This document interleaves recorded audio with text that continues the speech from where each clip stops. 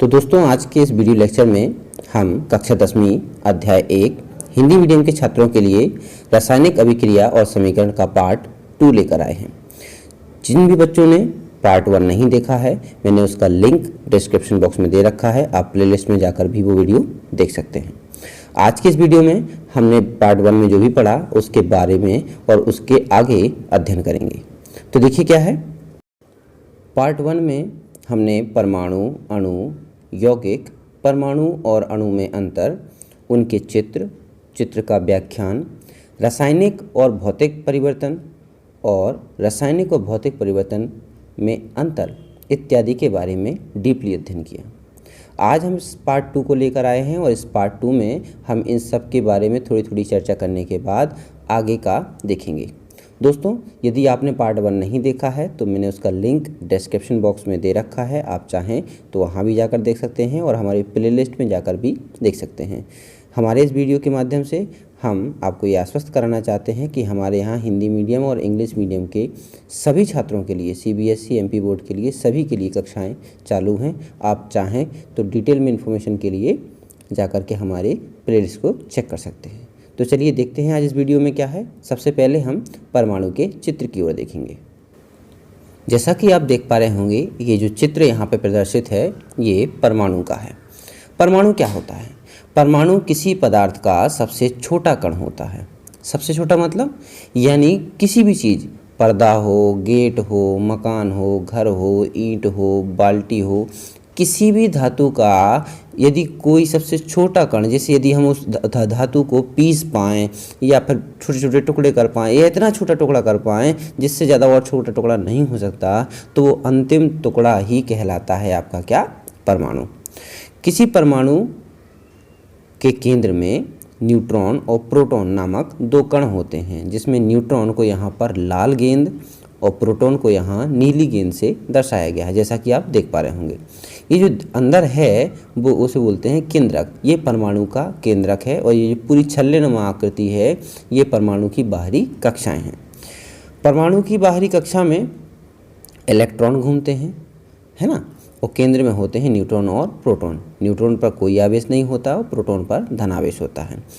Proton और electron की संख्या निर्धारित करती है कि उस पदार्थ के कण पर यानी परमाणु पर धनावेश होगा या ऋणावेश। इसके बारे में हम डिटेल में पिछली वीडियो में समझ चुके हैं, है ना। तो था ना कितना आसान।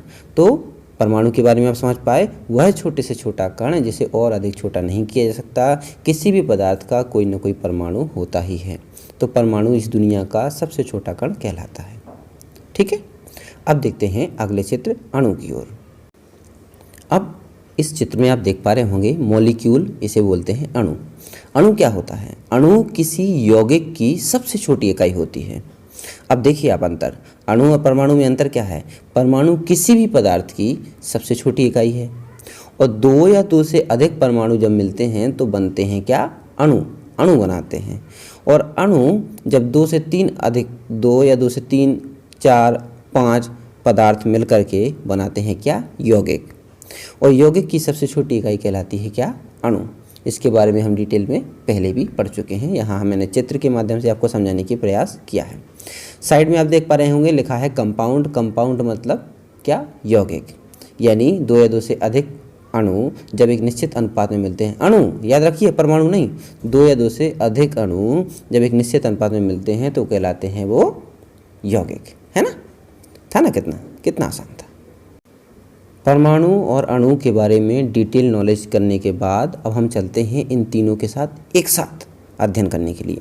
यहाँ पर एटम यानी परमाणु, मॉलिक्यूल यानी कि अणु और कंपाउंड यानी कि यौगिक, तीनों को एक साथ दिखाया गया है। इस चित्र के माध्यम से आप समझ सकते हैं कि यहाँ जो हरी गेंद है वो किसी पदार्थ का एक छोटा कण, सबसे छोटा कण परमाणु है। लाल क्या है? वो भी एक परमाणु है। और नीला क्या है? वो भी एक परमाणु है, जो किसी अन्य पदार्थ के हो सकते हैं।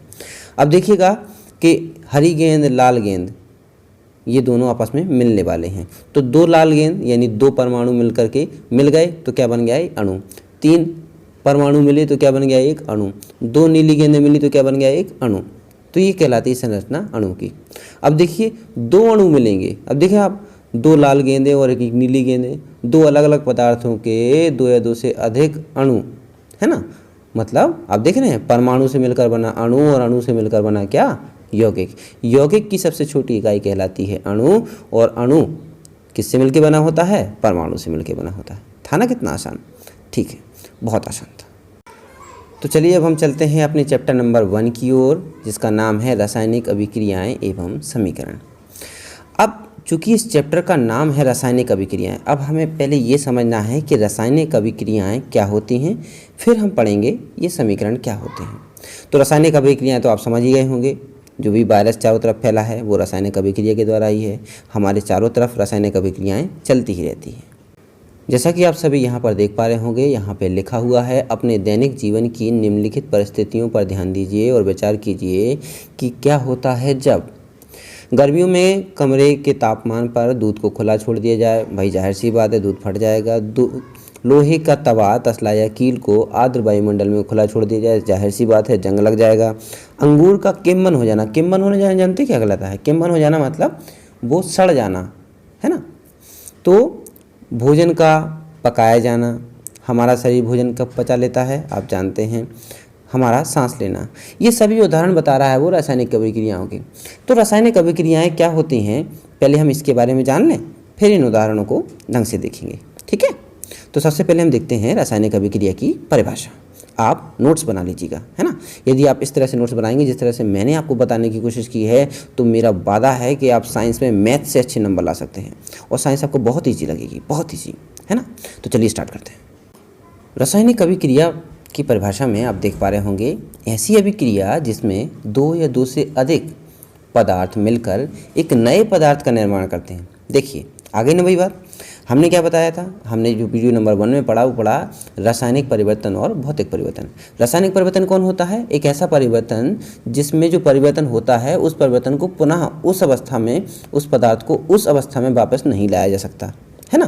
तो रासायनिक अभिक्रिया भी उसी पर डिपेंड होती है, यानी एक ऐसी अभिक्रिया जिसमें 2 या 2 से अधिक पदार्थ मिलकर एक नए पदार्थ का निर्माण करते हैं और जो नया पदार्थ बनता है उसके गुणधर्म क्रिया करने वाले पदार्थों के गुणधर्म से पूर्णतः क्या हो जाते हैं, भिन्न हो जाते हैं, रासायनिक अभिक्रिया कहलाती है। अब देखिए यहाँ पर उसने समझाने की कोशिश की है कि मान लीजिए दूध जब फट जाता है, जब दूध फट जाता है तो दूध फटने के पहले उसका स्वाद कैसा होता है, मीठा होता है। जब वो रासायनिक क्रिया यानी कि वायुमंडल में उपस्थित बैक्टीरिया के साथ क्या कर लेता है, क्रिया कर लेता है, कमरे के ताप पर हम उसे जब खुला छोड़ देते हैं तो वो क्या हो जाता है, फट जाता है और फट करके क्या बन जाता है, दही बन जाता है। तो अब बताइए क्या दही को वापस दूध बनाया जा सकता है क्या, नहीं बनाया जा सकता। यही रासायनिक परिवर्तन है और ये क्रिया क्या है, रासायनिक अभिक्रिया है। तो क्या बोलेंगे इसे, एक ऐसी अभिक्रिया जिसमें 2 या 2 से अधिक पदार्थ मिलकर एक नए पदार्थ का निर्माण करते हैं जिसकी गुणधर्म पुराने पदार्थों के गुणधर्मों से पूर्णतः क्या होता है, भिन्न होता है, रासायनिक अभिक्रिया कहलाती है। आशा करते हैं आपको ये समझ में आया होगा। अब चलते हैं इसके आगे। अब यहाँ पर आप देख पा रहे होंगे मैंने कुछ एग्जाम्पल्स लिए हैं, वो एग्जाम्पल मैंने किताब के ही लिखे हैं। किताब में कुछ दिए गए थे कि हमारे दैनिक जीवन में कुछ रासायनिक परिवर्तन होते हैं जो हमारे चारों तरफ होते हैं। अब देखिएगा, जैसे मान लीजिए हमारा भोजन का पचना भी क्या है, एक रासायनिक परिवर्तन है। कैसे है, देखिए जो भोजन हम खाते हैं, क्या खाने के बाद जो भोजन पच जाता है वो पचने के बाद भी क्या वैसे ही भोजन रहता है कि कुछ और बन के निकलता है, और क्या जो बन के निकलता है उसको वापस भोजन बनाया जा सकता है, नहीं बनाया जा सकता। तो ये क्या है हमारा रासायनिक परिवर्तन। सांस लेना, हम जो सांस लेते हैं, सांस में क्या लेते हैं, ऑक्सीजन लेते हैं। तो क्या ऑक्सीजन ही बाहर निकलती है कि कार्बन डाइऑक्साइड, आप जानते हैं क्या निकलती है, कार्बन डाइऑक्साइड बाहर निकलती है। तो क्या ये वही रूप हुआ जो हमने लिया था, नहीं। तो ये भी क्या हुआ, रासायनिक परिवर्तन हुआ। उसी प्रकार लोहे में जंग लगना, जब लोहे में जंग लग जाता है तो वो गल जाता है और आप जानते हैं कि वो संक्षारित होकर के कमज़ोर हो जाता है, टूट जाता है, बिखर जाता है। मैग्नीशियम के फीते का जलना, मैग्नीशियम के फीते के बारे में हम डिटेल में क्रियाकलाप 1.1 में पढ़ने वाले हैं। दही का बनना, दूध से दही का बनना, आप सभी जानते हैं कि जब दूध से दही बनता है तो दही से दूध वापस नहीं बना सकता। ये कुछ ऐसे परिवर्तनों के उदाहरण हैं जो परिवर्तन आपकी लाइफ के चारों ओर चल रहे होते हैं, है ना। था ना कितना आसान। अब चलते हैं आगे।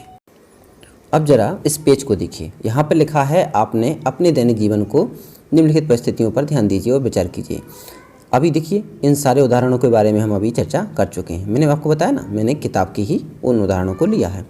आगे इसने लिखा है कि इन सभी परिस्थितियों में, मतलब जो ऊपर रासायनिक परिवर्तन के बारे में बताया गया है, इन सभी परिस्थितियों में प्रारंभिक वस्तु की प्रकृति तथा पहचान कुछ न कुछ बदल जाती है। जैसे मैंने बताया आपको कि दूध फट करके क्या बन गया, दही बन गया। तो पहले जो पदार्थ था क्या वही बचा? जी नहीं, वो पूर्णतः बदल गया। पहले उसका स्वाद मीठा था, अभी कैसा हो गया, नमकीन यानी खट्टा हो गया।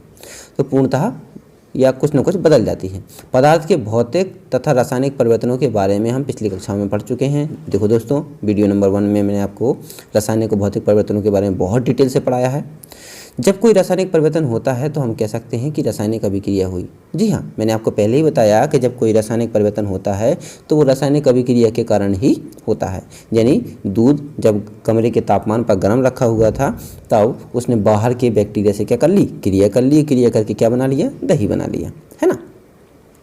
शायद आप सोच रहे होंगे कि रासायनिक अभिक्रिया का वास्तविक अर्थ क्या है, हम कैसे जान सकते हैं कि कोई रासायनिक अभिक्रिया हुई या नहीं हुई। तो इन प्रश्नों के उत्तर पाने में हमारी कुछ क्रियाकलाप करते हैं।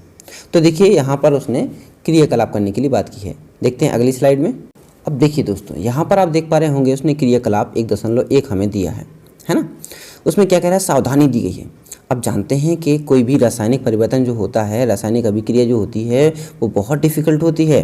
डिफ़िकल्ट कहने का मतलब है कि बहुत डेंजरस होती है। किसी प्रकार का रिएक्शन, अब देखिए ना, एक वायरस ने पूरे विश्व को परेशान कर रखा है, लाखों लोगों की जान जा चुकी है, करोड़ों लोग है ना इन्फेक्टेड हैं। तो ये सब क्या है, केमिकल रिएक्शन के कारण हुआ। तो सावधानी के लिए क्या बोल रहा है कि इस क्रियाकलाप में शिक्षक के सहयोग की आवश्यकता होती है। सुरक्षा के लिए छात्र आंखों पर चश्मा हो तो उचित होगा।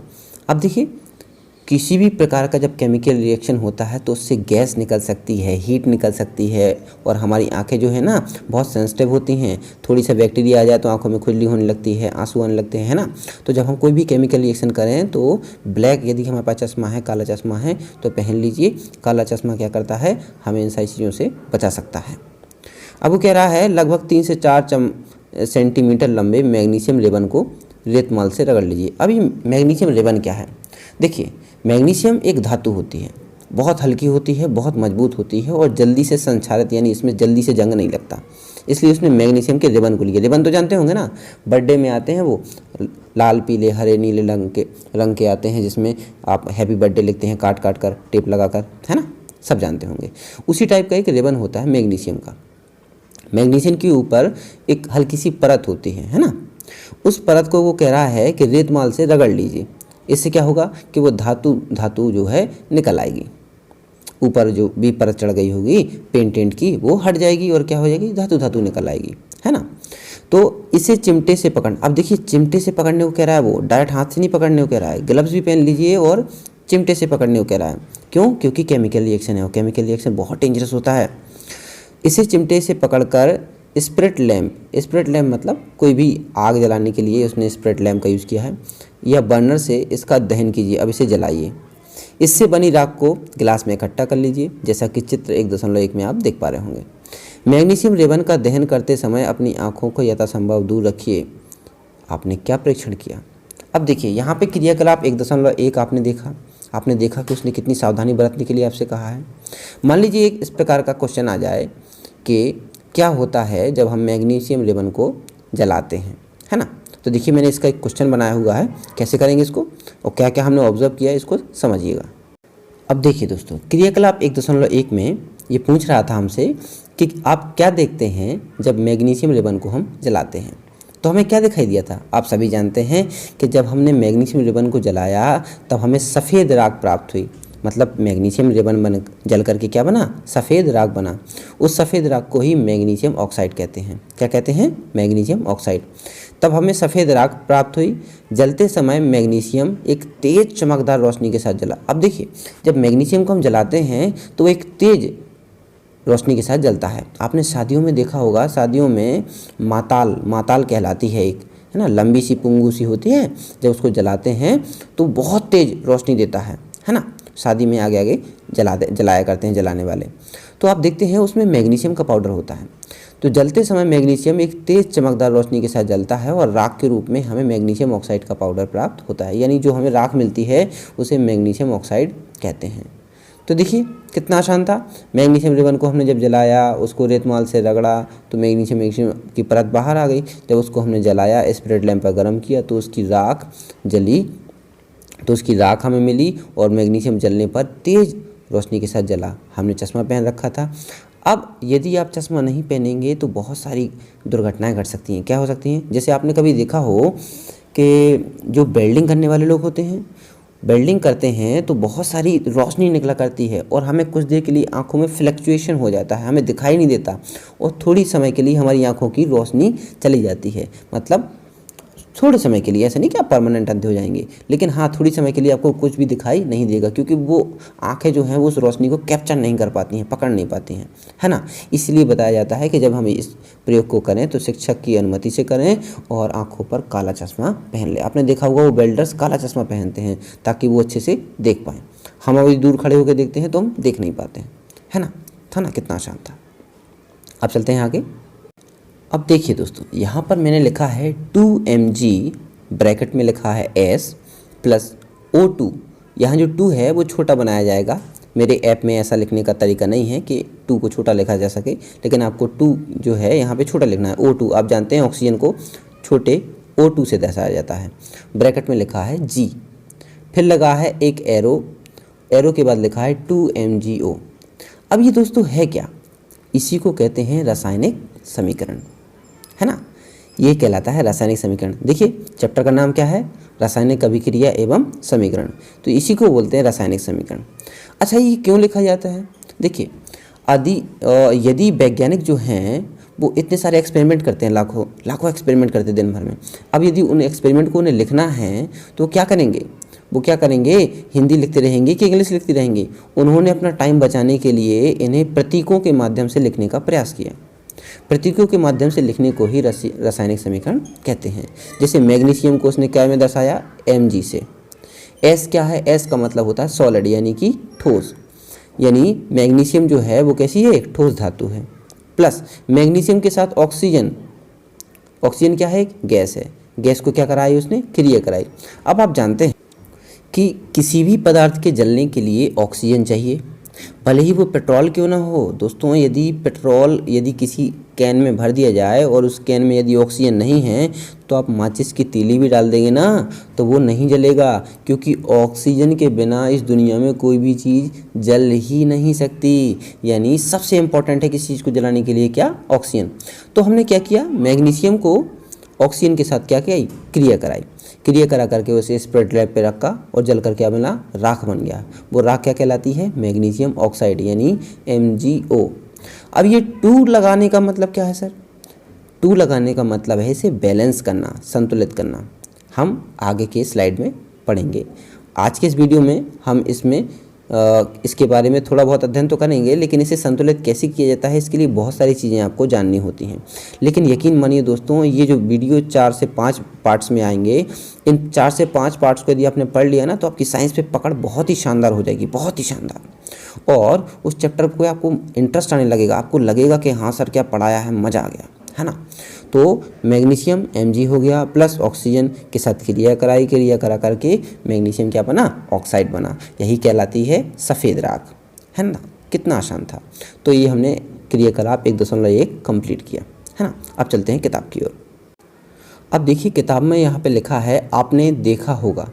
वो कह रहा है आपने देखा होगा, जब आपने क्रियाकलाप 1.1 किया होगा तो देखा होगा कि चमकदार श्वेत लौ के साथ मैग्नीशियम रिबन का दहन होता है, यानी वो जलता है। जी हाँ, मैंने आपको पहले बताया कि जब मैग्नीशियम जलती है तो एक बहुत तेज़ सफ़ेद लौ निकलती है ना। और यह श्वेत चूर्ण के रूप में परिवर्तित हो जाता है और जलने के बाद क्या बन गई? वो राख बन गई, सफ़ेद राख बन गई। वो क्या कहलाता है? मैग्नीशियम ऑक्साइड कहलाता है। यह मैग्नीशियम ऑक्साइड का चूर्ण है। वायु में उपस्थित ऑक्सीजन तथा मैग्नीशियम के बीच होने वाली अभिक्रिया के कारण ये ऐसा होता है। तो देखिए दोस्तों, हमने क्रियाकलाप 1.1 के बारे में डिटेल से अध्ययन किया, पता किया कि जब मैग्नीशियम जलता है तो एक सफ़ेद लौ के साथ जलता है, राख बनती है, राख को ही मैग्नीशियम ऑक्साइड कहते हैं। और हमने रासायनिक समीकरण कैसे बनता है उसका प्रारूप भी देखा। अब हम चलते हैं क्रियाकलाप 1.2 की ओर। क्या कह रहा है ये? क्रियाकलाप 1.2 कह रहा है कि एक परख नली में लेड जानते हैं दोस्तों? शीशा, कांच, शीशा, लेड नाइट्रेट का घोल ले लीजिए। एक परख नली में लेड नाइट्रेट का घोल ले लीजिए। ठीक है भाई, ले लिया। इसमें पोटेशियम आयोडाइड का घोल मिला लीजिए। अब इसमें पोटेशियम आयोडाइड का क्या मिलाना है? घोल मिलाना है। और ऑब्जर्व कीजिए आपने क्या परीक्षण किया, मतलब आपको बताना है कि आपको क्या क्या प्राप्त हुआ। तो देखिए मैंने इसकी क्रियाकलाप को समझाने की कोशिश करी है, देखिए स्लाइड में। अब देखिए दोस्तों, क्रियाकलाप 1.2 हमने लिख लिया है। हमने लिखा है प्रश्न, क्या होता है जब पोटेशियम आयोडाइड के घोल को लेड नाइट्रेट के घोल में मिला दिया जाता है तो क्या होता है। तो देखिए उत्तर में लिखा है, जब पोटेशियम आयोडाइड के घोल को यानी लेड के साथ लेड नाइट्रेट यानी शीशे के साथ घोल में मिला दिया जाता है तब लेड आयोडाइड, अब देखिए पोटेशियम आयोडाइड का क्या बन गया? लेड आयोडाइड, मतलब लेड ने आयोडाइड के साथ क्या कर ली? क्रिया कर ली। लेड आयोडाइड का पीला अघुलनशील ठोस पदार्थ, मतलब लेड आयोडाइड यानी सीसा और आयोडाइड क्रिया कर लेते हैं और एक ठोस अघुलनशील पदार्थ जो कि किसमें? पोटेशियम नाइट्रेट, जो कि पोटेशियम नाइट्रेट के जलीय विलयन में तैयार होता है। अब देखिए दोस्तों, पोटेशियम ने नाइट्रेट के साथ क्रिया कर ली और लेड ने आयोडाइड के साथ क्या कर ली? क्रिया कर ली। और यहाँ पर रंग भी परिवर्तन हुआ है। देखिए रासायनिक अभिक्रिया हुई और वो विलयन कैसा हो गया? पीले रंग का हो गया। पीले रंग का अघुलनशील ठोस पदार्थ तथा पोटेशियम नाइट्रेट का जलीय विलयन तैयार होता है। ये हमने यहाँ पर नोट में क्या लिखा है? रंग में बदलाव होना भी क्या है? एक रासायनिक अभिक्रिया ही है ना दोस्तों। इसको अब हम समझेंगे रासायनिक समीकरण के तौर पे। दोस्तों किसी वीडियो को बनाने में बहुत टाइम लग जाता है, उसको 8 से 10 घंटे तक लिखना, लिखने के बाद उसे एडजस्ट करना, फिर पेज का लेआउट सेट करना, आपको क्वालिटी बॉन्ड पढ़ाई देना, इन सब में बहुत टाइम लगता है, बहुत सारा टाइम लगता है दोस्तों। और आपको केवल वीडियो घर बैठे मिल रही है, इतनी बढ़िया पढ़ाई मिल रही है, आपको एक छोटा सा लाइक तो बनता है दोस्तों, है ना। अपने दोस्तों के साथ शेयर कीजिए, के सर को सपोर्ट कीजिए, है ना। इतना तो मैं मांग सकता हूँ आपसे। अब देखिए दोस्तों, क्रियाकलाप 1.2 आपने देखा, उसका हमने रासायनिक समीकरण यहाँ पे लिखा हुआ है। जहाँ पर लिखा है Ki2 क्या है, इसके बारे में बाद में चर्चा करेंगे। जब हम संतुलित करना सीखेंगे तब आपको समझ में आ जाएगा। K का मतलब होता है पोटेशियम, I का मतलब होता है आयोडाइड, जैसा कि हिंदी में नीचे लिखा हुआ है। पोटेशियम आयोडाइड को हमने AQ कहलाता है एक्वस, एक्वस का मतलब होता है जलीय विलयन यानी लिक्विड है ये, है ना।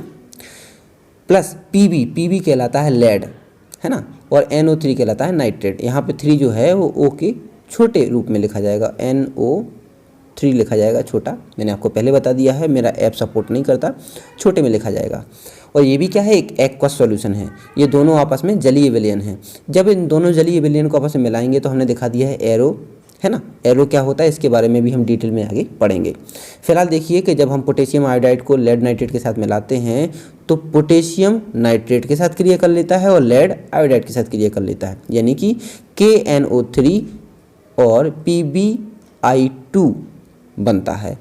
KNO3 पोटेशियम नाइट्रेट का एक जलीय विलयन है और PbI2 यानी PB यानी लेड आयोडाइड क्या है? एक सॉलिड ठोस पदार्थ बन जाता है जो कि पीले रंग के विलयन में जमा हुआ दिखेगा आपको, है ना दोस्तों। जैसा हमने क्रियाकलाप 1.2 के डिटेल में हमने पढ़ा।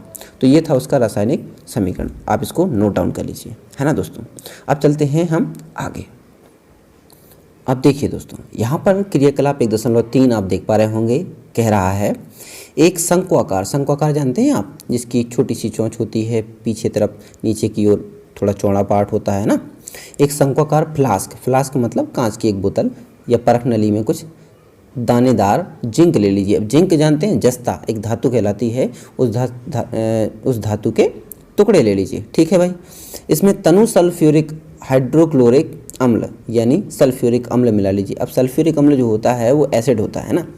अब ये एसिड क्या होता है हम नेक्स्ट चैप्टर में अम्ल और क्षार के बारे में पढ़ेंगे। ये क्या होता है, कैसे होता है, बाद में चर्चा करेंगे। तनु सल्फ्यूरिक अम्ल यानी हाइड्रोक्लोरिक अम्ल ले लेते हैं। सावधानी के लिए कह रहा है कि अम्ल का इस्तेमाल सावधानी से कीजिए। अब एसिड होता है भाई, एसिड तो तेज होता है, आपके घर में भी एसिड होता होगा बाथरूम क्लीनिंग करने में, है ना। क्या जस्ते के दोनों दानों के आसपास कुछ दिखाई दे रहा है? तो यानी कि एक पहला क्वेश्चन पूछ रहा है कि जब ये क्रिया करेगा तो क्या जस्ते के दानों के आसपास कुछ दिखाई देगा। दूसरा प्रश्न कह रहा है, इन प्रश्नों को ध्यान रखिएगा दोस्तों, जब हम क्रियाकलाप करेंगे तो इसके आंसर भी लेंगे। शंकुआकार फ्लास्क या परख नली को स्पर्श करना है और बताना है कि इसके तापमान में कुछ परिवर्तन हुआ कि नहीं। यानी वो हमसे कह रहा है कि जब आप क्रियाकलाप 1.1 करें तो सावधानी से करें और इन दो परिणामों के बारे में बताएं कि जस्ते के दानों के आसपास कुछ दिखाई दे। दूसरा, शंक्वाकार फ्लास्क को जब आप छुएंगे तो उसमें कोई परिवर्तन हुआ, मतलब उसके तापमान में गर्माहट आई कि नरमाहट आई, है ना। इन सब दो चीज़ों को ऑब्जर्व करने के लिए वो हमसे कह रहा है। तो आइए सबसे पहले हम क्रियाकलाप 1.3 करते हैं। अब क्रियाकलाप 1.3 में आप देख पा रहे होंगे, प्रश्न है क्या होता है जब जिंक यानी जस्ते के दानों के साथ तनु सल्फ्यूरिक अम्ल मिलाया जाता है, तो क्या होता है।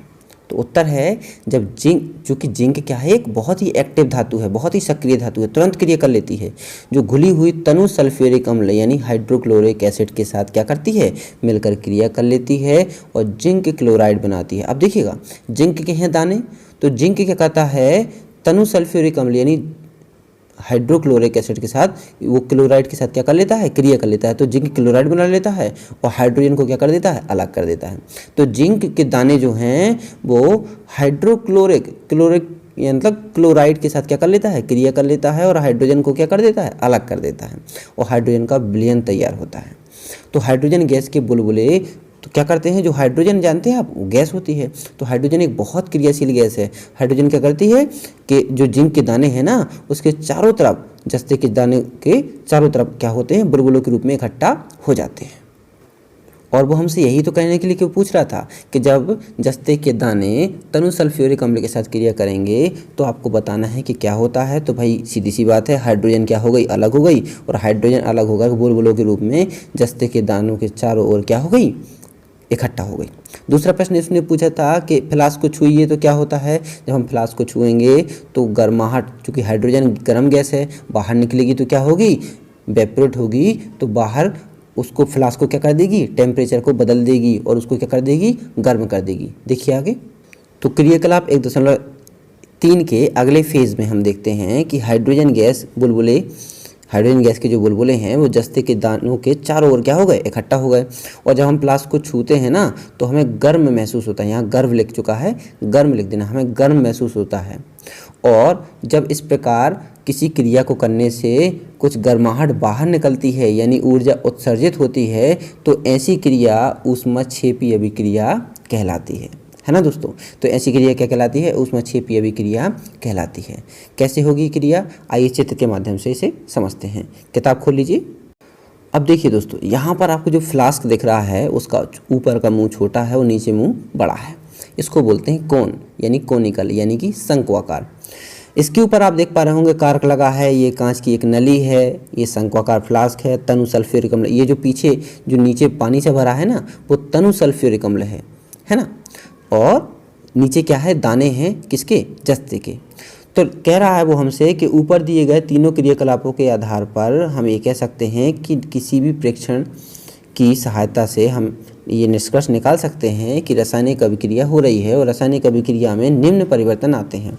अवस्था में परिवर्तन, अब अवस्था का परिवर्तन मतलब आपने देखा होगा कि कुछ चीज़ें पिघल जाती हैं, कुछ चीज़ें घुल जाती हैं, कुछ चीज़ें ठोस बन जाती हैं, तो कुछ चीज़ों में क्या है, अवस्था में परिवर्तन आता है। जैसा कि आपने लेड नाइट्रेट और पोटेशियम आयोडाइड के एग्जाम्पल में यानी क्रियाकलाप 1.2 में देखा। रंग में परिवर्तन हुआ, यहाँ पर देखो कैसा विलयन तैयार हो गया था, पीले रंग का विलयन। गैस का उत्सर्जन, अब अभी हमने देखा कि इसमें क्या हुई, हाइड्रोजन गैस का उत्सर्जन हुआ और ये ऊष्माक्षेपीय अभिक्रिया हुई, है ना। तापमान में परिवर्तन, फ्लास्क क्या हो गया, गर्म हो गया, है ना। तो ये सभी रासायनिक अभिक्रिया के कारण ही होता है। तो हम ये कह सकते हैं कि यदि हम आसपास हो रहे परिवर्तनों को देखें तो पाएंगे कि हमारे चारों ओर विभिन्न प्रकार की रासायनिक अभिक्रियाएं हो रही हैं, जैसा कि हमने बिल्कुल पेज के प्रारंभ में देखा। इस अध्याय में हम विभिन्न प्रकार की रासायनिक अभिक्रियाओं और उनके प्रतीकात्मक निरूपण का अध्ययन करेंगे। अब ये प्रतीकात्मक क्या है भाई, मैंने आपको बताया था ना कि किसी रासायनिक समीकरण में Mg यानी मैग्नीशियम को Mg से दर्शाया। बहुत लंबा ना लिखने की वजह से आविष्कारकों ने क्या किया, उसको प्रतीकों के माध्यम से लिखने का प्रयास किया, है ना। तो देखिए, किसी भी रासायनिक क्रिया को करने के लिए हमें बहुत सारी चीज़ें चाहिए होती हैं, उन रासायनिक अभिक्रिया के बारे में हम सीखते हैं। तो दोस्तों, इस चैप्टर में हमने कोशिश करी कि हम आपको रासायनिक अभिक्रिया और उनकी क्रियाकलापों के बारे में थोड़ा सा समझा पाएँ। आगे के चैप्टर में हम आपको बताएंगे कि किसी रासायनिक समीकरण के बारे में और रासायनिक अभिक्रिया संतुलित कैसे होती है, कैसे उसको संतुलित किया जाता है, क्या ज़रूरी होता है, कैसी कैसी टेबल्स हमें याद करनी पड़ेंगी, तब जाके हम संतुलन को सीख पाएंगे। ये सारी चीज़ें आपको अगले वीडियो में हम आपको दे पाएंगे। यदि आपको ये वीडियो पसंद आया हो तो हमारे वीडियो को लाइक कीजिए, सब्सक्राइब कीजिए, चैनल को सब्सक्राइब कीजिए और अपने दोस्तों के साथ शेयर कीजिए। कल फिर मैं एक वीडियो लेकर आऊँगा जिसमें आपको हम संतुलन करना सिखाएंगे, रासायनिक समीकरण को संतुलित करना सिखाएंगे। फिर मिलते हैं एक नए वीडियो के साथ। तब तक के लिए मैं कृष्णकांत रेखवार आप सभी का बहुत बहुत आभार व्यक्त करता हूँ। धन्यवाद।